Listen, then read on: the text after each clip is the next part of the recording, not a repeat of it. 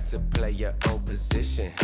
Coming up, Denmark may be a beacon of environmental hope, but its shift to renewable energy didn't happen overnight. Basically, any type of change takes a long time. We meet the people responsible for putting the country way ahead of the rest, the ones turning ideas into reality and climate doubt to belief. We really try to show not only the local craftsmen but also the local people here that you could build in a good, sustainable way and save a lot of energy. This is Just 2 Degrees on TRT World.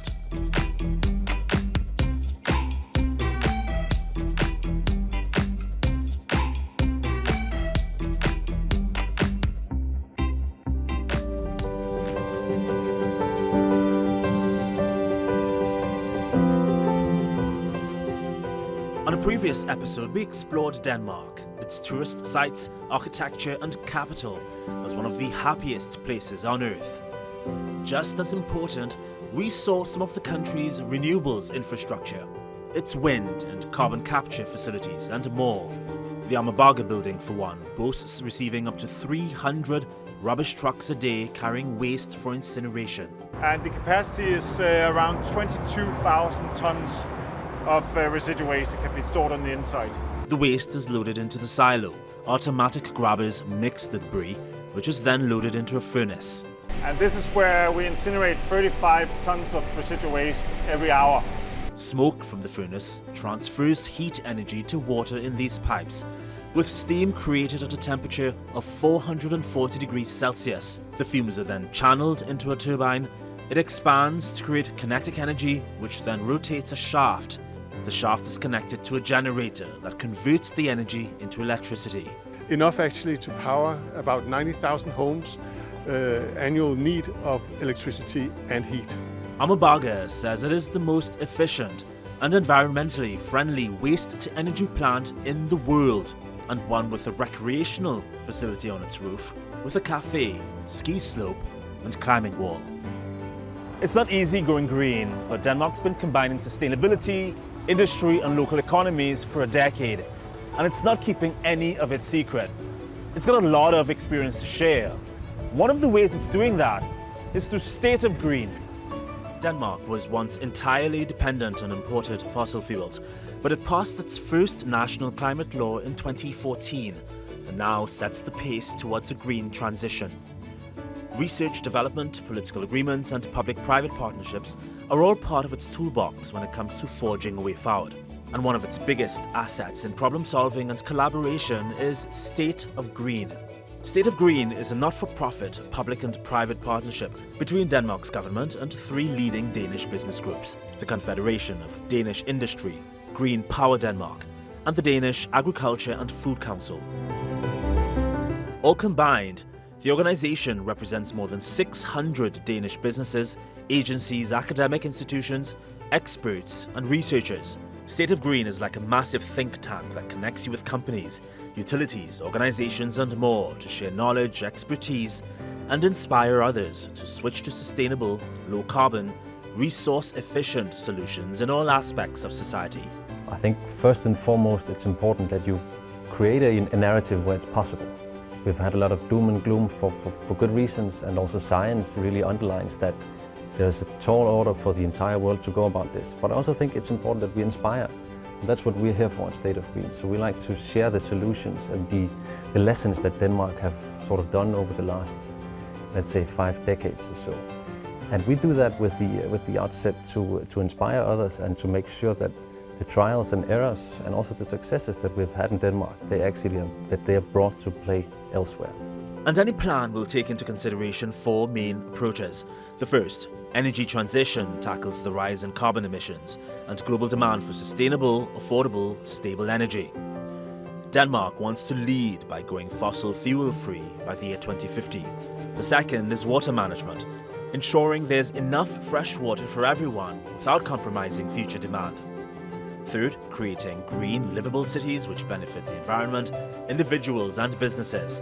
And finally, scrapping consumption-based economic models for a circular economy which reuses and regenerates resources in a clean, green way. You bring a lot of people together, individuals, organizations, talk about the climate culture in Denmark. how do people generally feel about environmental issues when you first started out versus now? So of course it's a great task. I think basically any type of change takes a long time. We started in the early 70s on the back of the oil crisis, and now we're at a stage where basically the entire population agrees that we have to do something drastically about the climate issue and the environmental issue and also biodiversity. You could see, especially back in 2019, we had, that's 2 elections ago in Denmark, more than 60% of all Danes said that the most important topic to where they would put their vote was climate and environment.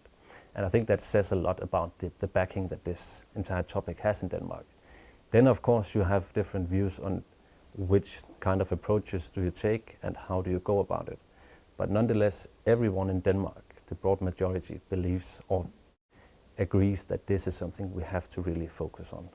You mentioned a lot of doom and gloom earlier. Copenhagen sits next to the ocean. There's a lot of bad news coming, predictions about rising sea levels that can be stopped at this point in time.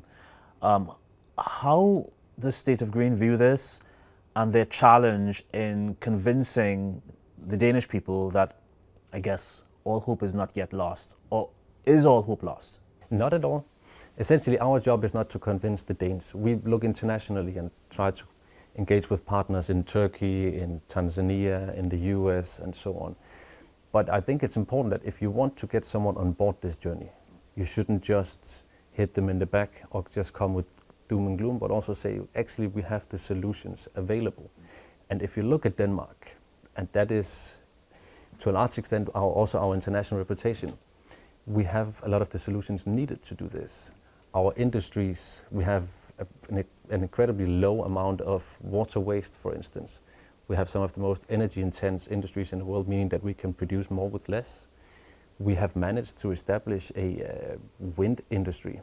When we started, it was a hobby project. Today is the cheapest form of energy in Denmark. So it goes to show that if you believe in this and invest in it in a long-term perspective, then you can actually gain something from it.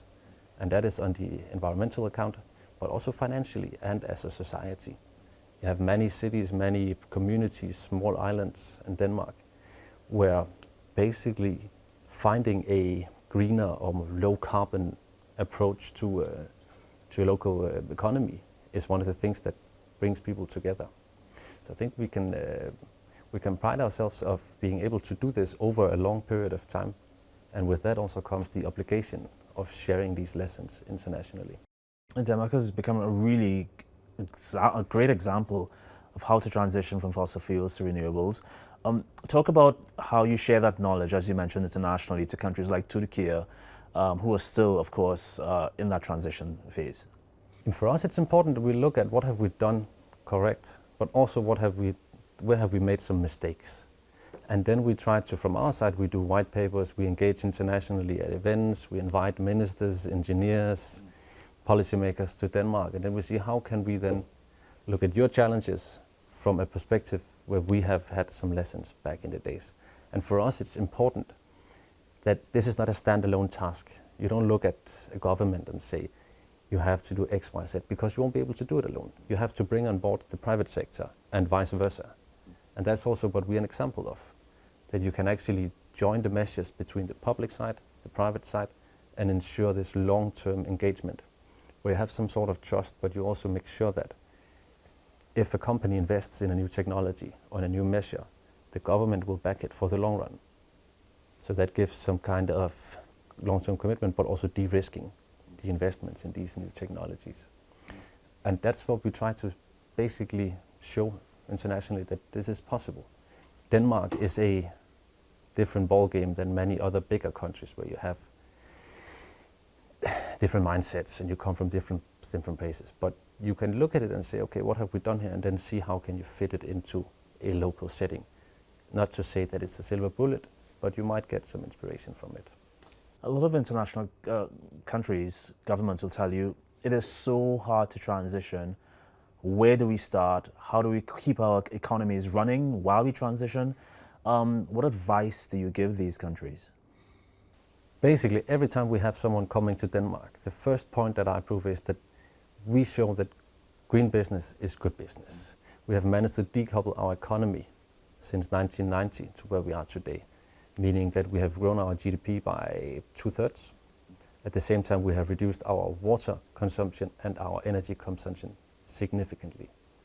I think that's an argument that is actually possible to move in a greener direction while boosting your economy. And at the end of the day, if we don't make money and if we don't secure our economies, it won't make any sense. So we're definitely a showcase in that way. It may sound like Denmark has it all figured out, but the Nordic countries got problems too. While the rains have returned, about 90% of Denmark experienced drought conditions in June, according to the EU Institute of Copernicus. Temperatures are higher than normal, something that has Danish farmer Lars Johnson extremely nervous. He says he doesn't really remember the last time he saw the rain. It's very dry here in Denmark right now, and I can see it in my barley field here, and we have one plant of barley here, and if it's a normal year with normal water, it will be like this high instead of this as we see here now. And those here you can see the barley corn, those here would be 25% longer if there's enough water.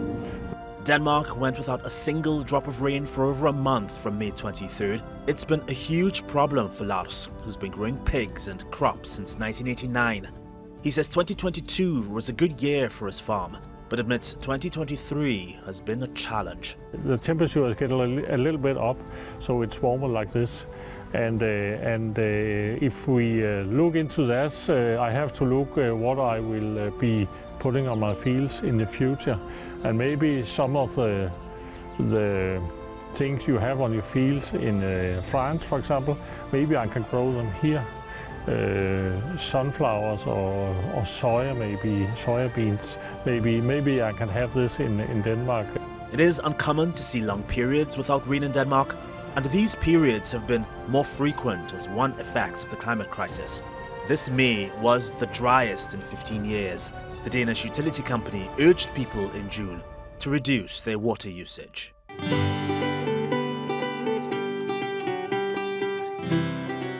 While Copenhagen is Denmark's economic capital, a lot of the country is powered by renewables in other cities. The Danish island of Samsø, for one, has come a long way from the days when it was entirely dependent on oil and coal. It became the world's first renewable energy island 10 years after winning a government competition in 1997. Positioned in the heart of Denmark, it's got a lot to offer the world when it comes to the future of power. There are so many things that make this small island in the middle of Denmark special.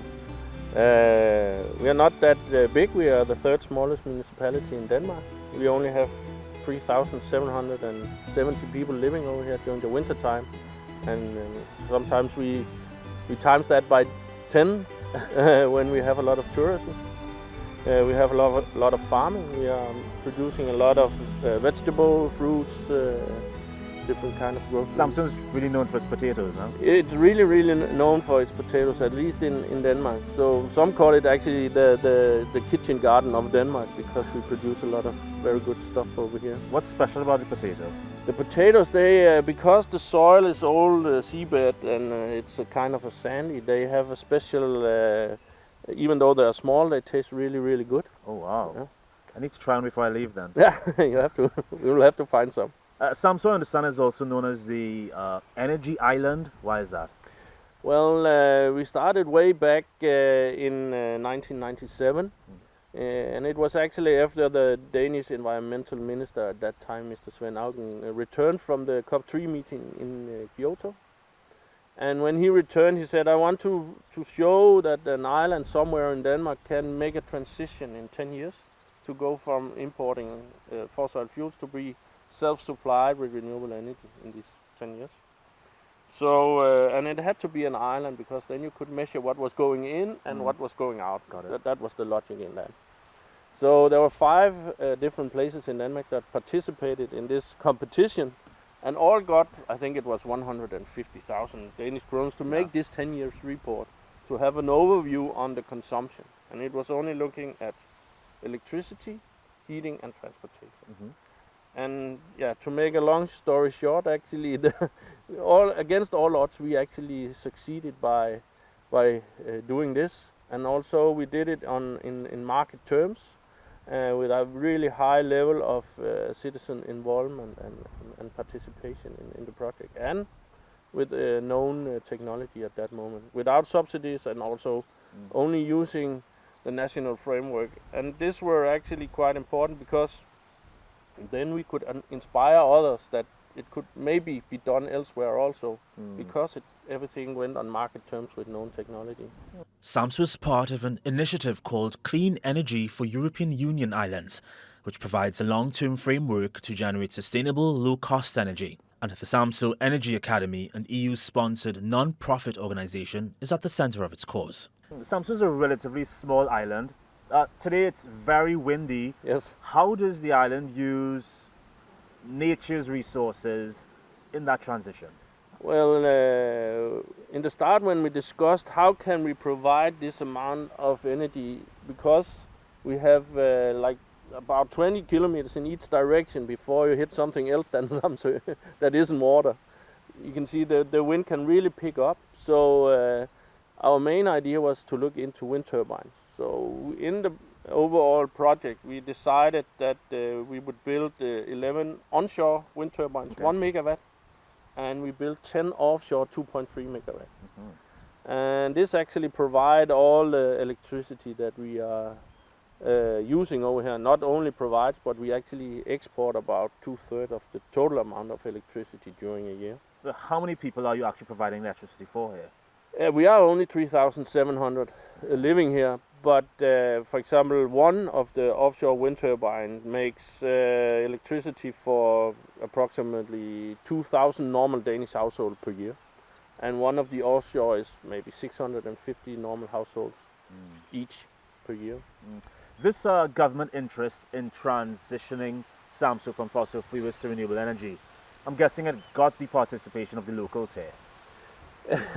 Actually, it started with only our CEO down here at the Energy Academy, Mr. Søren Hermansen, and an engineer called O. Jonsen. They were the first two that actually started this. So they had to participate in all kinds of public meetings and everything, and present this overall plan to the local politicians and also to the citizens. And they actually managed to do this and convinced that it was a good idea. Also, it was not only, of course it was related to renewable energy and the transition, but it's also the survival of the island, because we could see that we were depopulated maybe by 1.5 to 1% each year since the end of Second World War. And we had to try something, we had to do something to actually turn this around. Otherwise we would be closed during the winter, the school would close, the grocery shop would close. So we had like this kind of burning platform that everybody could agree on, and we decided to use the green transition to support this, and thereby we created a lot of local jobs, a better local economy, and so on and so forth, and it brought us to where we are today. So I think the Energy Academy is probably a great example of what you guys have done. It's covered with solar panels.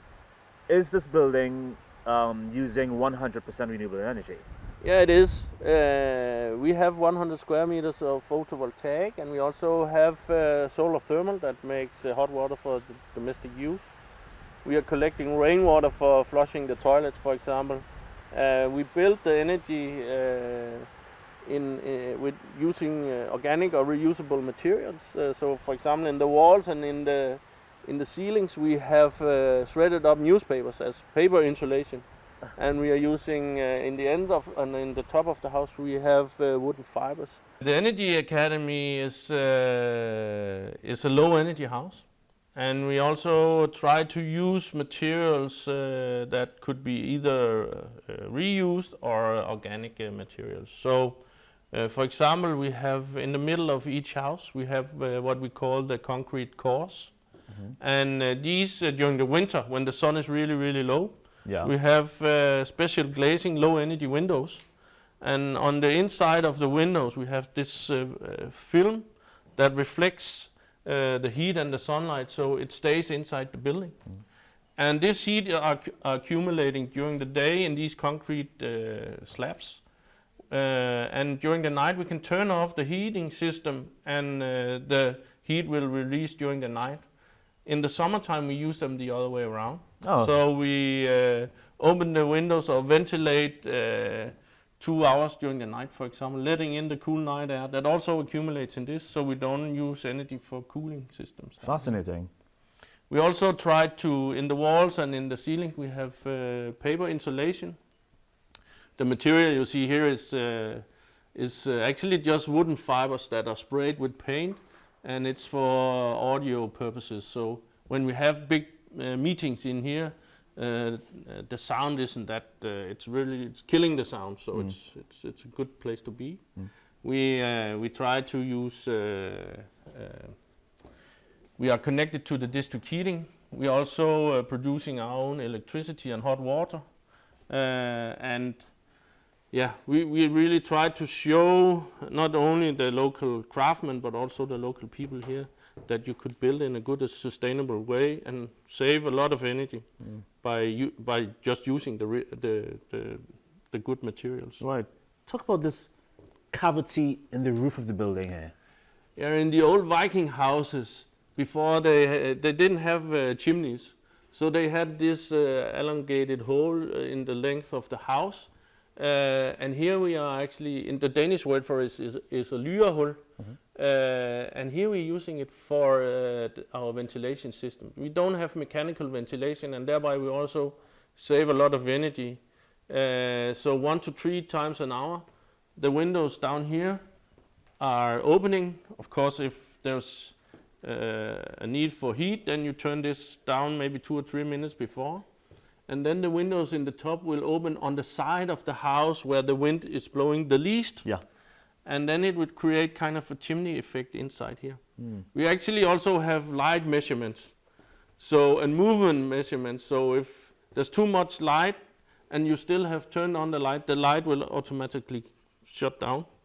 And also if there's no movement or no consumption in any part of the house will also shut down. No wasting. No wasting anything.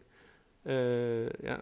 And we also measure actually the CO2 level in here. So when we have very big meetings with 150 people, if the CO2 level gets higher than 750 ppm, the house will also ventilate and let in new oxygen, so we can have good thoughts about the renewable energy. Yeah. When the house was built,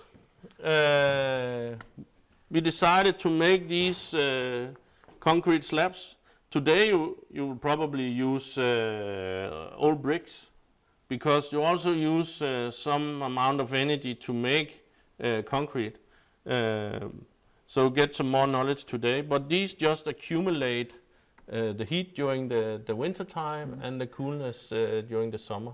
And if you feel, you can actually feel it's a little bit cooler than the surroundings. So at the moment we're cooling the house, and it does that. We have a very good average temperature over the whole year in the house. Is this a natural feature of concrete, or is this a special?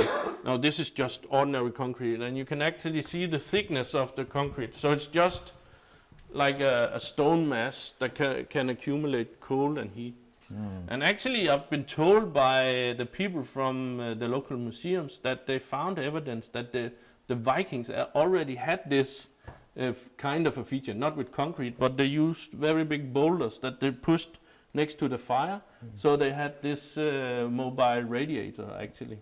And I was really fascinated by this, and some of the features that we are using with the ventilation and this were already known in the Viking ages, and some of the things that we are now building new houses, we are using some of the old ideas behind the preservation of energy and resources. One question on concrete. I mean, using cement to make the concrete, which is a high emissions industry. Yes. Like, what percentage of this building is low versus high emissions, you'd say? I think that the concrete is the most that have the highest CO2 footprint actually. In the floors, for example, we have a volcanic rock that are water resistant and also can be reused. And we chose this because it's a natural occurring, not in Denmark, but instead of having using energy for making these rocks that are also water resistant. And also in the new building regulation in Denmark, I think they are making the update as we speak. You actually have to prove the CO2 footprints on all the materials that you are using in the new house. And now the organization is supporting the municipality to become entirely carbon-free by 2030. It provides resources for capacity building on community development and international cooperation in Denmark, Europe and beyond. It also offers energy tours as every year thousands of international environmental tourists visit to experience the carbon-free process firsthand. And that's it for this episode of Just 2 Degrees. Hope to see you next time. Bye.